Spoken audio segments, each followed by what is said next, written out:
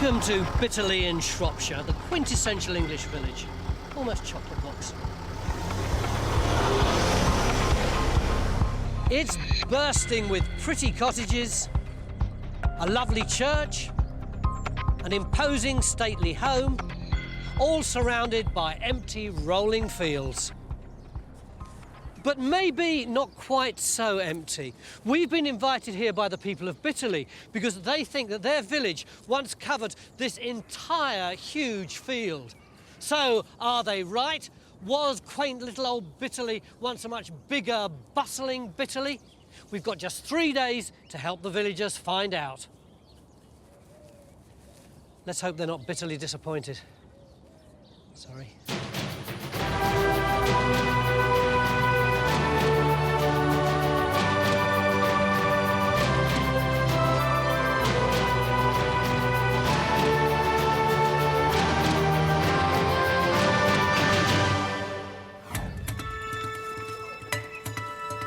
The village of Bitterley. A sleepy, tranquil kind of place. Well, normally a sleepy, tranquil kind of place, but with Time Team around, you must be joking. Beautiful morning, isn't it? Just the right sort of conditions for digging holes. Lying 4 miles northwest of Ludlow in the county of Shropshire, Bitterley's first mentioned in the Domesday Book, giving it a history dating back at least 1,000 years. And it's this history the villagers are keen to uncover, and I mean really keen. 9 o'clock day one, and the whole village is already turned out, tooled up, all itching to help us launch a full-scale attack. So you need your clipboard, John. Spurred on by June Buckhard, village resident and the leader of the Young Archaeology Club, they've joined forces with us. And they'll be honeycombing the village with as many test pits as possible. By the time they've finished, Bitterley won't have any more secrets to hide. It's bedlam down there. You wouldn't have thought that a little village could contain so many people.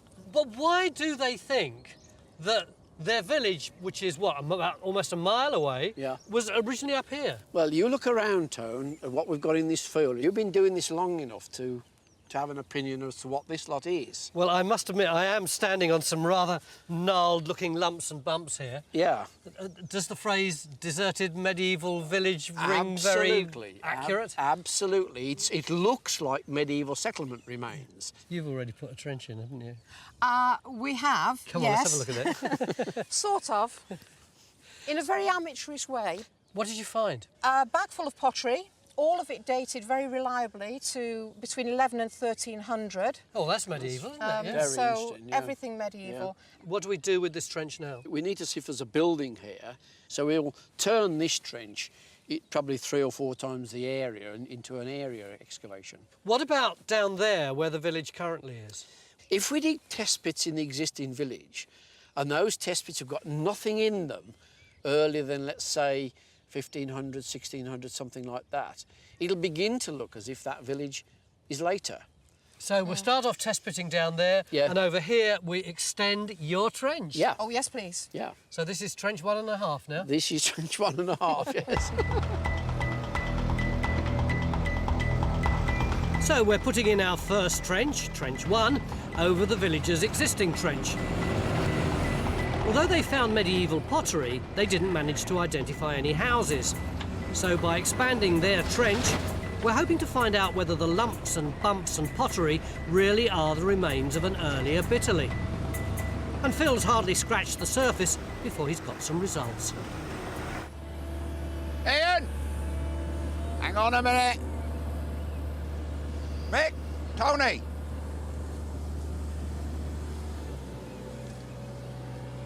Pot. Oh, that's good. That's good, look. Any ideas? Well, if it was down our way, to be 12th, 13th century. 10 o'clock, day 1. Already we have a sniff of a deserted medieval village. But a mile away, back down the road, modern-day Bitterley is looking far from deserted. Under the watchful eye of Mary Ann and the archaeologists, the villagers have already begun to pepper their gardens with test pits. So you haven't found any pots of gold yet? No. Not yet. It's all to play for. It's her job to maintain order and report back with the results from the test pits. This is some sort of gym move, isn't it? Gotta be. I should be on that. We're looking for dating evidence from across the whole of the present-day village. With a bit of luck, at the end of the dig, we'll be able to chart the history of the modern village and even tie it into the history of the lost Bitterley they think once existed a mile away. So, tell me, what have you learnt about the archaeology of the village already? Well, we think that the houses have been moved from the field up the top because of a plague. Ah, so theories as well. Oh, theories as well. That's one idea. In fact, there's a very strong oral tradition in the village that the medieval village was up by the church and that it was plague, definitely plague, that made the move. So we've got enthusiasm, we've got energy, and now we've got theories. In the 14th century, the plague, or Black Death, certainly caused many medieval villages to be abandoned, but did it cause Bitterley to move location? So far, we're just lacking one thing: good, solid evidence. For me, one lumpy field and a scatter of pottery do not a village make, deserted, medieval or otherwise. But it's early days, and after all, Phil has already transformed the villagers' trench and the stonework is beginning to take shape. What it looks like, or beginning to look like, is that we do have a wall. And I rather think that it's probably a collapsed wall. That's where all this rubble comes into play. Now, of course, whether or not it's a building wall or whether it's just a field boundary wall remains to be seen. So, too early to tell whether it's a wall round a field or a wall of a house. But at least it's not just a pile of stones. In 3 days, we can't possibly dig up the whole of this massive field to explore every last lump and bump. So John and the team are geophysing to see if there's any evidence of buildings underground. Because to really understand all these lumps and bumps, you need to employ good old-fashioned legwork to get to know every shape, every contour, what bumps lie over what lump. You need to get close to them, and that's just what Mick has asked our new team member Alex to do. Fortunately, he loves his landscapes. There's just so much going on in this field. It's going to be quite something to try and take all of this in and report back on this. There's certainly a kind of change in alignment. There's certainly two kinds of features here. I don't know if one's an earlier field system or a later field system and a village, but quite what the relationship is at the moment, I don't know. It's a lot to get to grips with, even with 3 days. But down in the present village, after a somewhat slow and shaky start and a trowel full of expert guidance, we've now got a throng of budding archaeologists. So look for stuff that has right angles and straight edges and keep that kind of thing. But if it is just sort of a round piece of stone like that, I think you're pretty safe to throw that on the spoil heap. And their hard work's paying off. This is our 20 centimetre level. How long have you been digging now, Sandra? 9:30, quarter to 10. And it's 1:10 now. Yes. Yep. Have they found anything? Yeah, look at this. How's that? Which is lovely. Oh, which king's that? Edward VII. And the date is just 1902? early in his reign, and apparently there weren't many minted at that time. So that's really nice. That's great. And it's in fantastic condition. It looks as though it's just come out of someone's pocket rather than out of the ground. You didn't just drop it in, did you? No way. And did you find... So, half a day down, and we've pushed the date of the present village all the way back to 1902. But back in the field, at least Alex is beginning to get to grips with those lumps and bumps. So what have you found then, Alex? You come up with anything? Yeah, I think I have. We've got what I think is an arrangement of buildings. All right. And that's essentially because these parch marks, if we go over here... Oh, crikey, yes. You look at this, you know, it's just that bit drier, and that's telling us that there are stones underneath. And there are stones here as well, aren't there? Yeah, we've got stones here. Coming out of the grass. In fact, you can see stones all over the place, can't you? There's a load sticking out here, look. This almost looks like a wall here, doesn't it? Yep. I mean, that's, there's obviously some structure there, isn't there? We've got a platform that feasibly comes down as far as here. That's right. And it's the way it relates to the end of this terrace. And you've got more stone walls buried. Yeah, so we've got something here. Also, we've got a couple of linears going through there converging, which may be some kind of trackway, and we've got what look to be platforms on the other side of that. So I wouldn't say village, but it certainly No. looks like we've got some buildings here. It might be a couple of farmsteads or something. Let's go and organise the machines because I think we should get cracking on this straight away. Fingers crossed this could turn out to be some evidence of settlement. To find out, we're putting in a second trench. And if these lumps do turn out to be the walls of medieval houses, and if Phil's wall also plays ball, then, well, maybe the villagers' theories are right. Maybe Bitterley did move because of the plague. Maybe we've nearly sorted it. But then again, given mixed views on so-called local knowledge, maybe not. Aston's first law of local research says that the local version is invariably wrong. Oh, I don't think the villagers would like that. But Aston's second law of local research is that whatever they tell you is probably right.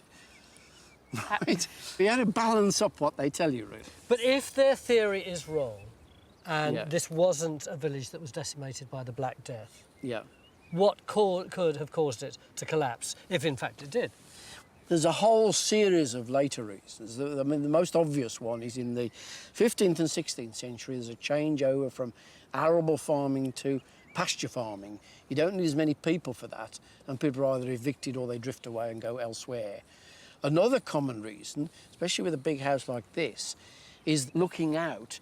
They don't want a load of hovels in the front, so they knock them down and clear the space in front of them. I like the idea that we're exposing the dreadfulness of the landowner and getting rid of all the peasants so he can have a nice view. Sent them yonder to the village. Yeah. They're working. But whether this phantom village died out because of the plague or whether it was down to hovel clearances is all still up in the air. At the end of day one, the question is, have we yet got enough evidence to show that there ever was a village in this field at all? Right now, there's only one man able to answer that. Hey up, Phil, you're enjoying this, aren't you? Absolutely, Tony. Oh, it's a superb day, isn't it? Yeah. Sun's out, nice bit of digging, and a thirst.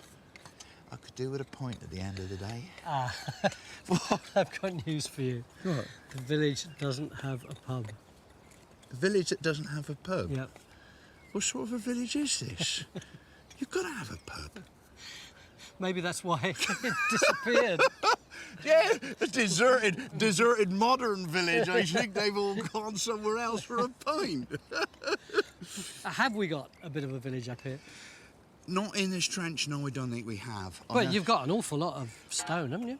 Ah, but just because we've got a wall, and I'm sure we've got a wall, doesn't mean to say we've got a building and a village. I think we do have a wall. I think it's a wall that goes around the edge of a field. And you can see it, actually, they had it in the bottom of their trench. Look, there's one face of it there, and you can see there's those two big stones up by the side of it. It is a bit disappointing, isn't it? There's still plenty of mileage in this trench yet. We've got to actually take off some of this rubble and then we go down to the soil below that. Who knows? There might be a medieval village there. Might. But there's still no pub in the village.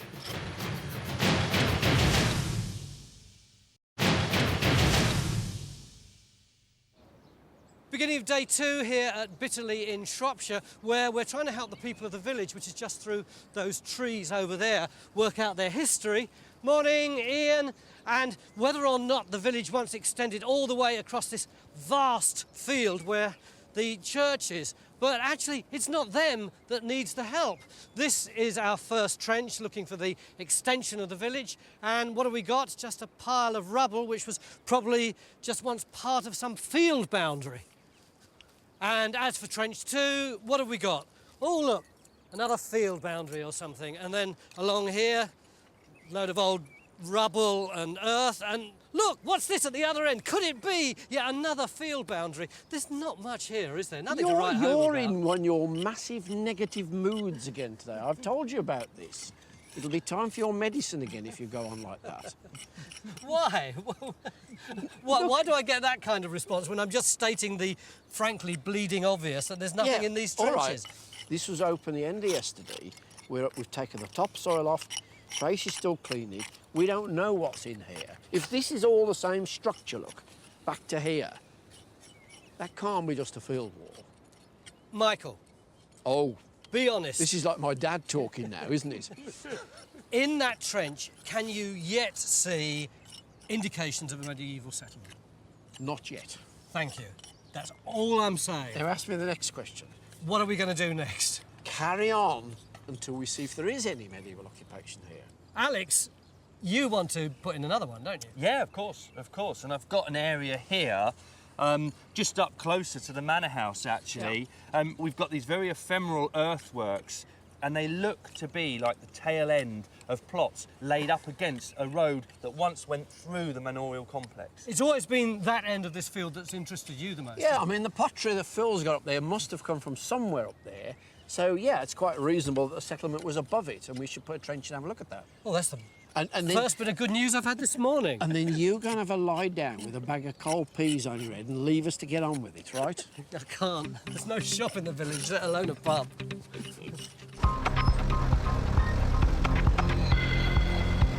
So let's hope it's third time lucky, as we're opening yet another trench in the field to see if we can find any evidence of a settlement up here. Alex thinks that the earthworks here absolutely shout buried walls of houses. Like I haven't heard that one before. But as we continue our struggle to find any hint of a village at this end, a mile away down in the Bitterley we do know exists, it's a hive of activity as the village's own archaeological agitator, June, rallies the troops for another day's onslaught.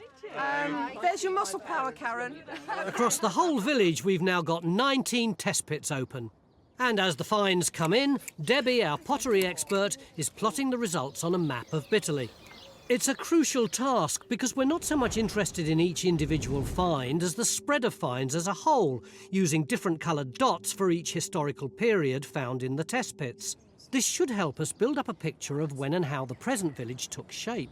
So these three trays are from test pit 12 behind the school, and you can see there's quite a mix of modern and older pottery. This is nice.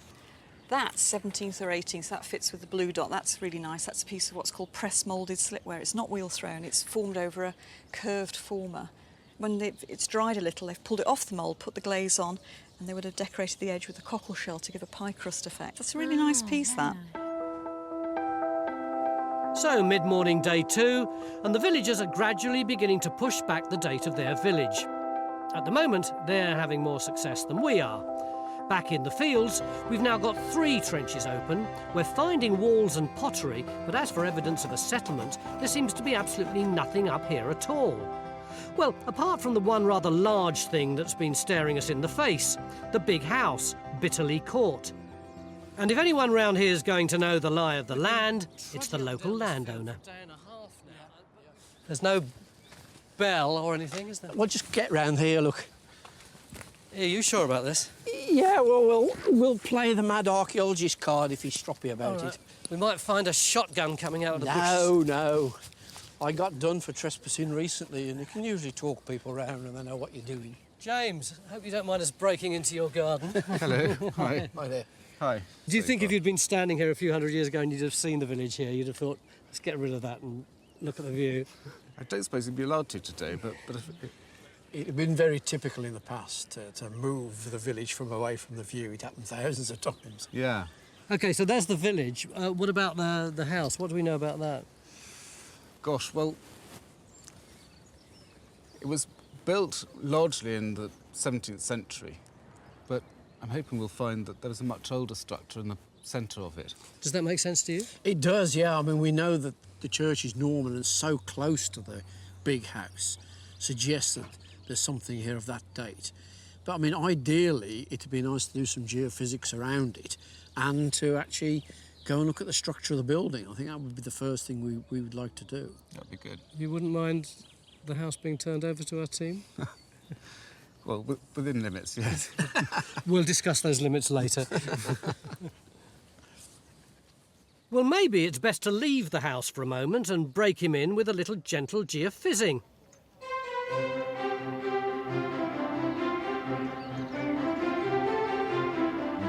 I just hope James is as carefree about his lawn as the rest of Bitterley's residents.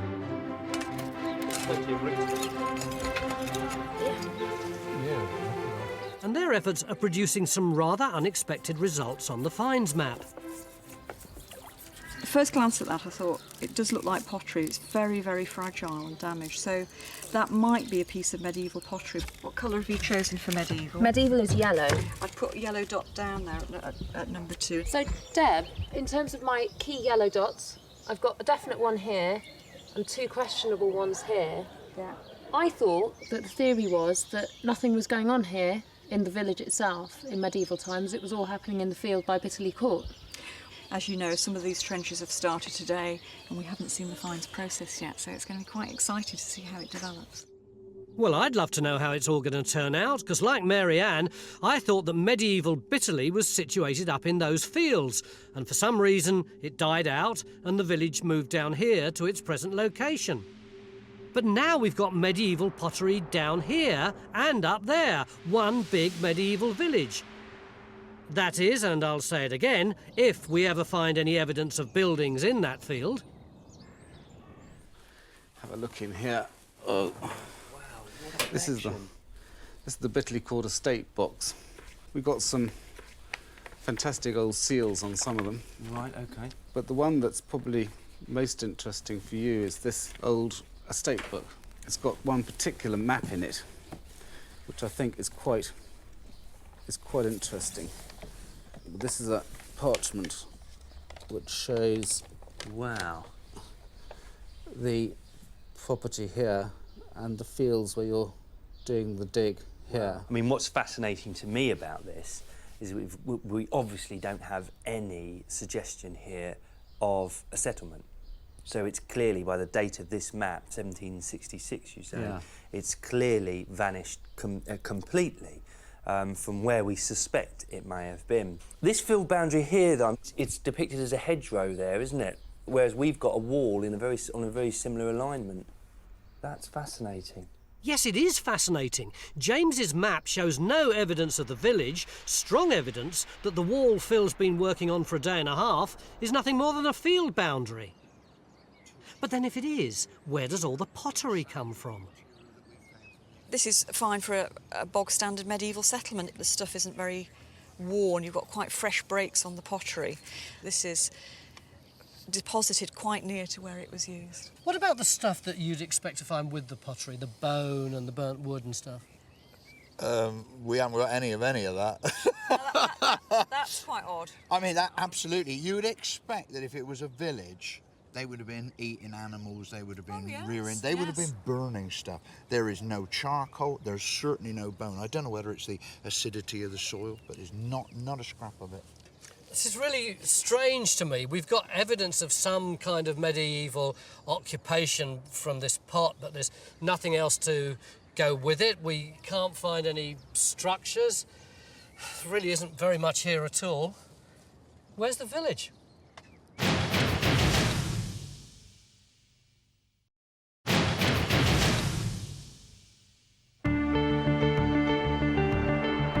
Welcome back to Bitterley in Shropshire, where we've joined forces with its villagers to investigate its history.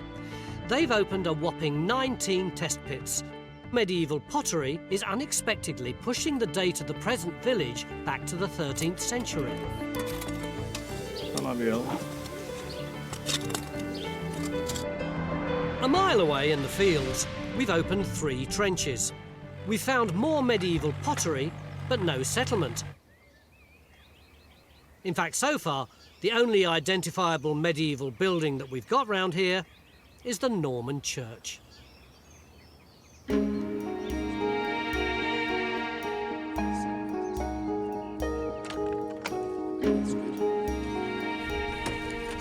Mick, this is a gorgeous little church. Oh, yeah, we need to look round though, Tone, first. Do you want to go off and have a fertile? Yeah, I'll go and have a look round and then I'll see you a bit later. James, the first thing that is obvious to me is all these Walcotts. Eliza Walcott, Charles Walcott, John Walcott. Who are they? A very old Shropshire family who I always used to be very rude about because they increasingly hit on bad times. My story was always that they lost all their money because they drank too much. But I was looking through some family papers and I discovered that all these people are actually my great-great-great-grandparents. So it's a tragedy rather than a travesty now? Yeah, exactly, so I have to be polite about them now. Mick, how are you getting on? Oh, very good. Got anything good? Oh, yes. Come down here and have a look. All right. Isn't that a gem? How old do you reckon that is? Well, I think it must be Norman. It's the font, isn't it, where the baptism It's the font where the baptism takes place, and it's lead-lined. Look, they've put a lead sheet inside it. But around the edge, you see, it has these little arches, just like a Norman arcade in a castle or a monastery or something like that, with the pillars. Does it tell us anything? It does. It tells us something about the status of the church at that time, because only places that were by the parish churches or minsters could have carried out baptism. So it tells us there's a proper church here at that date. So if it was a working parish church, yeah, there must have been a working parish here. Yeah, this church is serving a community. One of the things it does is baptise all the infants as they come along. But it's a 25-miler, that is. What do you mean by that? It's worth coming 25 miles to see that. Well, Mick might travel 25 miles to visit a font, but I bet the medieval inhabitants didn't. My money's on them having lived somewhere near the church. Question is, where exactly? Phil's refusing to give up on trench 1.5, but it's not looking very promising. Not a hint of anything, is there? No. And trench 2 is looking, or should I say smelling, like it was just a cow byre. But Alex's punt on trench 3, where Matt's been digging, might actually be paying off. So this is looking like the kind of stuff then you'd expect on an abandoned village site. Yes, yeah. You've got a lot of stones here though, so is this walls, floors, or just overburden, natural? Well, I think these may well have been forming barriers maybe between plots, you know, that you recognise. But it's a sniff though. There's an aura of medieval stuff going on. Good. Good. So at last the trace of a village. But exactly how big was it? John's devised a shrewd, though somewhat lazy way to find out, scanning every contour to create a 3D topographical map and sort out house from hump once and for all. Back at the present village, we've also found evidence of medieval activity. If these two areas were once joined together, Bitterley may have been more like a medieval metropolis. So in the hunt for further clues, we've begun a house-to-house search. Architectural expert Richard K. Morris looks for different styles of construction. He believes this is the village's oldest standing building, dating to the 16th century. So we've put in a test pit in its garden, and we've found not just pottery, but a possible hint of an earlier structure. I mean, in my experience of test pits, all the best stuff is under the cobbling on there. Well, exactly. So that's the issue, is we don't actually have any dating evidence. But let's not extend it. Let's just take it down a bit further. Okay. Until... Do you want to do another one somewhere? I'd like to do that if they wouldn't mind.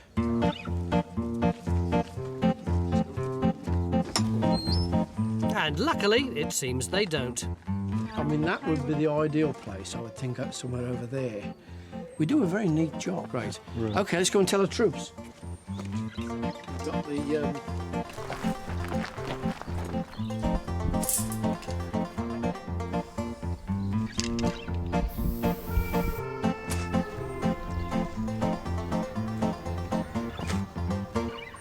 It's not actually very sharp. So, mid-afternoon madness, day 2. We're not so much digging in the village, but digging up the village to find out how big Bitterley was. Watching all you poor folks sweat in the sun, and I feel like some kind of feudal lady going, yes, dig another hole. And June, well, she seems quite at home as archaeological supervisor. Good. I think that is a grade A #1 stone. Sorry, Natasha. All right, thank you. As for our illustrious professor, no, I can't believe it either. He's actually getting his hands dirty for once. Cool, Mick, this must be the first time in 10 years that I've seen you on your hands and knees. 20 years. That's the last time you did any troweling, is it? No, the last time I did any troweling was last weekend. Because I dig 3 of these a week at home, you see. You do love your test pits, I do love my test pits. Why did you choose... This is your particular choice, isn't it? Yes. This is like the desert island discs. Absolutely. Of test pits. Why did you choose this one? If that's got medieval stuff, it'll show there was something here before the house was built. So we'll know there was a medieval structure or medieval farm before the present house was built. So we need him to trowel as slowly as he can while trailing as quickly as you can. Well, I was going to say, I don't recognise that word slow at all. I thought you were going to help. No, I'm off to the next test pit. Nearly the end of day 2, and while it's still a frenzy of activity down here, back at the field, everyone's packed up. Well, nearly everyone anyway, because Matt's made a rather interesting find. This is all from this end of the trench, maybe the first 2 or 3 metres. Yeah. There you go, 12th, 13th century. That seems very familiar. But down at the bottom, at the other end, we had this. Ah, no, that is not so familiar. That's a lovely piece of floor tile. Yep. You got any date for it? I think it's about 13th century. And it is interesting that as we're getting towards the church and towards the big house, the quality of the finds is going up. Tell you what, I'd like to put a trench up there. In the garden. Look, there's no one around for us, we just do it now. Got the digger. Down tools at once, guys. Mick makes the decisions here. And anyway, I've got something to keep you out of mischief. Well, Phil, there may not ever have been a pub in Bitterley. Well, you said there wasn't. But there is now. The Phil's Head. What is that? It's your own little treat. You go off and have a drink. What is that? Is it a reasonable price? To you, free. Thank you very much. That is a very reasonable price. I shall have to put the word in with a lot of landlords to adopt your pricing scheme. It's been a funny old day, isn't it? It's been great, hasn't it? No. It's a bit So, confusing. We're scratching our absolutely. heads. What's the confusion then? What can we tell you? Okay, when we're talking about a village, Yeah. what on earth is it that we're looking for? Yeah, because we've been talking but about... that's- No, wait a minute. We've been talking about a village Yeah. now for 36 hours. Yeah. If it starts up there Yeah. and at some period in history ended right up by the house, Then that's it's a not a small village, that's a small It town. would be a town, yeah. Wouldn't it? Where's that air picture, Alec? Because that explains it, doesn't Yeah, it? this has got some interesting features on it, and in particular here we've got what we call ridge and furrow agriculture. So it's a medieval field system between the two villages. So we know. Hold there on a isn't- minute, you just said 2 villages? Absolutely. Because we've got medieval pottery up by the church and the manor up here. Yeah. We've got medieval pottery in the test pits down here now. But they can't be continuous settlement because of the ridge and furrow. So there must be 2 centres of medieval settlement. So when we've been talking about the village of Bitterley, we should have been talking about possibly the 2 villages of Bitterley. Absolutely. Why didn't you tell us before? Well, because we've only known that since the test pits this afternoon. Hang on a minute, also, if there's a church up here by Bitterley Court, Yeah. and it's a parish church, why isn't it near the people? Yeah. Well, there might have been another one down there originally. So there's not one Bitterley, there's 2 Bitterleys, and there's not one church, there's... There could be 2. On that bombshell, let's have a drink and... Really exciting, isn't it? No, it's highly confusing. Why didn't you tell us before? Well, if I'd have told you, you wouldn't have invited us to have the beer, would you? Oh, drink your Bitterley and go home.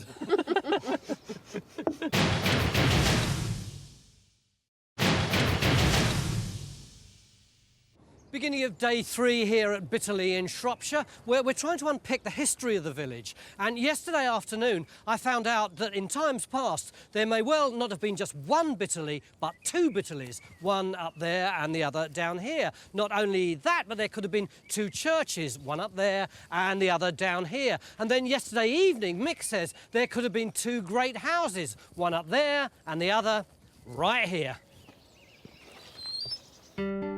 If we can prove the existence of 2 medieval manor houses, then it would look like Mick's 2-village theory is also spot on. Where there's a manor house, there's likely to be a village. He thinks that Bitterley Court was probably one of them, and that another, called Park Hall near the present village, could have been the other. Well, you just look at that photograph and just see what you've got. And that's only obviously a fragment of a much larger building. And it's probably of the late 16th century. So did this survive till fairly recently, if there's a photograph? It was taken down, pulled down in the 1950s. That is that? That's that lump, yes. But it's interesting that it's on what is probably an earlier site, isn't it? Because you can see here, look, Tony, there's the arms of a moat going around 3 sides of this, which suggests it's a medieval site that this thing's plonked on. Well, that would be more significant for us than the story of Bitterley, wouldn't it? Yeah, but it's a scheduled ancient monument. Does that mean we can't put a trench in? We haven't got permission to dig here, but there would have almost certainly have been a 4th arm to this moat. You know, it's unlikely to be just that shape. And that would have been across here, but we do have permission to geophys here to see if we can pick the line of that up. The thing I like so much about this is that it's entirely transforming our notion of this village, isn't it? Absolutely. If Mick's right about the moat being medieval and not Tudor, we really could be looking at not one Bitterley, but perhaps two Bitterleys, each clustered around its own big house. But if Park Hall was a Tudor new build, bang goes the theory. Trouble is, we've got less than 10 hours to find the evidence that could clinch it. Although we can't dig up Park Hall, John started to geophys to see if the Tudor mansion was built on a medieval moated house. Mick's hauled in some volunteers to dig, yes, another test pit, as close to it as possible. And if it produces high-class medieval finds, it'll help us prove the existence of a top-notch residence here. And up by the church, we're now throwing our weight at the other big house, Bitterley Court, to find out if it was once the manor of the other medieval Bitterley. That's timber framing up there. This house has got a lot going on. All quite promising, but since we obviously can't dig up this big house either, Phil's finally got his way, putting in a trench right next to it to see if it too has medieval origins. And although the big guns are now focused on the big houses, the villagers, well, they're still happily digging away at their test pits. Because if there was a big house down here, it's still the villagers' test pits that will establish whether the village grew up around it. Archaeology isn't supposed to be fun, you know. It's really exciting. What are you doing? Lots of bits of clay. What? No, tell me what you've got. We found quite a bit of pottery. Some of it were told us medieval. That there was medieval. Oh, there we go. Well, we're right opposite Park Hall and down the road, and Bitterley Court's right up there, so this is possibly the hub of medieval activity.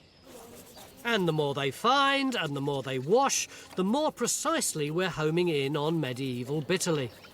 I've just been at Bridge Cottage and they've found some medieval stuff, haven't they? So, June, I mean, it's really starting to pay off, isn't it? It's just amazing. It's absolutely amazing. And what's really staggering me is actually the sort of the tightness of the medieval finds there. It's here. It's yes, here. This is absolutely. the medieval core of Bitterley. Yes. Yes. This is probably where it was. Yes.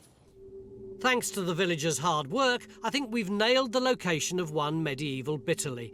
And it does seem to be focused around the site of our potential medieval des res, Park Hall. Back at our other Bitterley, well, everything's gone rather quiet. Our first two trenches have run their course, no settlement. Matt still has a hint of a house in his trench, but we're now really focusing our attention on the trench by Bitterley Court. Well, most of us anyway. Two of the team seem to have sloped off. But I think the cause is justified, a reward for our enduring test pit volunteers. We need a prize, and we thought the best prize we could give a budding archaeologist is a trowel. Yeah. Could you make us a trowel? Should be able to, yeah. Right, if we pump on that. Do you want me to do this? Yeah. Hey, you might as well do something. Yeah. God, why do I get the hard work? Well, so what am I doing then? Right, if you can hit that there. There? Yeah. Again.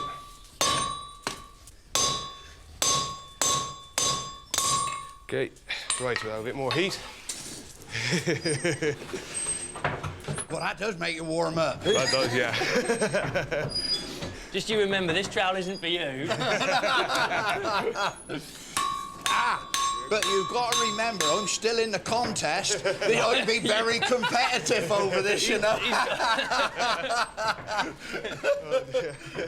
No, Phil, this is a prize for the villagers. But then he's not the only member of the team who seems to think he deserves a little something. Show me the archaeology. What's going on? Go over to the table over there, look. So we've got all this stuff from the top of that hole there. Is that medieval? I mean, this was lovely. Everybody said, oh, it's stone, chuck it away. My pot washers, right, washed it. And, of course, once it's washed, you can see the fabric. It is actually a piece of pottery. You can see the curve. And it's a big piece, and it's freshly broken. That hasn't gone very far. So we're on the site of where somebody's living in the 12th, 13th, 14th century. And is this fancy stuff? Can we get an idea of the status? Oh, this is peasant stuff. This is This is the big standard. pot of pottage sitting there months on end on the hearth while you chuck more beans into it, more onions, And then it gets ferments a bit. more brassicas. Do you get the impression of what a medieval house was like? With people eating this stuff Full of day wind, after day after day. I think Yeah, they full of stunk. wind, They yes. stunk as bad as their animals. Think student life when you're Yes. trying to economise. An unpleasantly vivid picture, Mick. But I thought we were trying to find a luxury medieval home. If there was one, its owners seem to have had a few grotty neighbours right on their doorstep. A mile away along the road at the other village, we've been carrying out the same strategy, with a trench right by Bitterley Court. Phil's got some results. Right, Phil, we've got bated breath. What have you found? I am intrigued by what looks to me like a piece of roof tile. I'm sure it's not pot.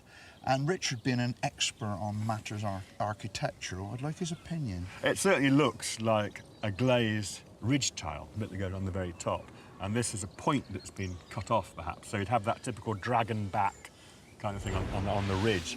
If so, that's from a very high status building, what, 13th, 14th century?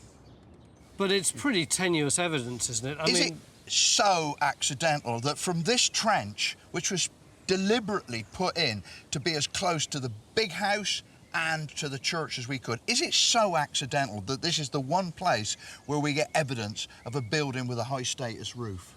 I still think this could be very significant. I'm pinning my hopes on this. So, afternoon day 3, our two-village theory is still looking good. Evidence that Bitterley Court had medieval origins and that there were some associated buildings nearby. Down at Lower Bitterley, we've nailed the settlement, but what about the big house? John, we were after a moat. Have we got one on the Geophys? Half a moat. Half a moat is better than none. But it's not a complete moat. Show us. This is what we can see on the ground where the dashed lines are. That's where the water is. There's the house in the middle here. Now the geophysics shows the moat continuing up to the house, but at this point behind us, there's no suggestion in our results of the ditch ever having completed a circuit. Hang on, there were two choices, weren't there? It could either be a medieval site with a moat round it, or it could be a Tudor site with a moat round it. Does that help us decide which we've got? I think it does, because the fact that if it's incomplete, if the geophysics is suggesting that, then that suggests more of an ornamental moat rather than sort of semi-defensive moat. With your big house here, and then this body of water running around the garden facing south on that side of the house. So does that mean that this is much more likely to be a Tudor building, because the Tudors wouldn't have been worried about attack, whereas the medieval people would? Yeah, we can start to forget about the idea of a separate manor, and then all that discussion we had last night about whether it had a church with it and so on. We can shove all that to one side because it doesn't look like that now. It's quite a magical place, this Bitterley. Now you see it, now you don't. No medieval manor house in the Bitterley of today, and no church either. But it does look like the bulk of the medieval village was down here, so we're back to just one Bitterley. So why are the village, the manor and the church so far apart? And why did everyone think there was so much going on in the fields? Well, we've now completed the topographical survey, which is our last hope of an answer. There are lots and lots of lumps and bumps, aren't there? Yes, I can see why the people who lived here thought that there must be a settlement here. We just don't have the features we'd expect associated with a deserted medieval village. You know, with holloways, raised platforms, a kind of regular street system, if you like. We just don't have that, do we? No, it's just not there. What about the wider landscape, Alex? Well, if we zoom out a bit, and that's great, Emma, because that really brings out this road here. This is a road I've been interested in. It's on a north-south alignment. It goes all the way down to Tenbury Wells to the south, and it goes all the way north up to Wenlock Edge. And that, I think, is it's a Saxon route, if not earlier. It could be prehistoric. OK, and that's the focus for the church and the settlement there. So the church is there, essentially, because it's on that roadway? I think so. I think that's the focus at that point. So it does seem that in the 11th century, Bitterley grew up along the main road, with a church, a manor, and a few houses around them and a few more down here. Alex even thinks that road could have been an ancient trackway. Judging by the lack of pottery we found after the 14th century, it looks as though Bitterley was hit by the Black Death, which is what our villagers thought, but it wasn't completely obliterated. Instead, the surviving village began to flourish down here at its present site and disappeared completely from the fields by the house. Just why that happened is something that June and the villagers will have to keep digging for. And it's been just an amazing experience for all of us. After what we've put them through, I reckon they all deserve a prize. I think what I'd say to you is if you can bear it, you ought to carry on, because you will no doubt learn a lot more if you spend another couple of years doing this. So thank you very much for all your help, and also for it's been a really welcoming place to come to, hasn't it? Yeah, so thank you very, very much.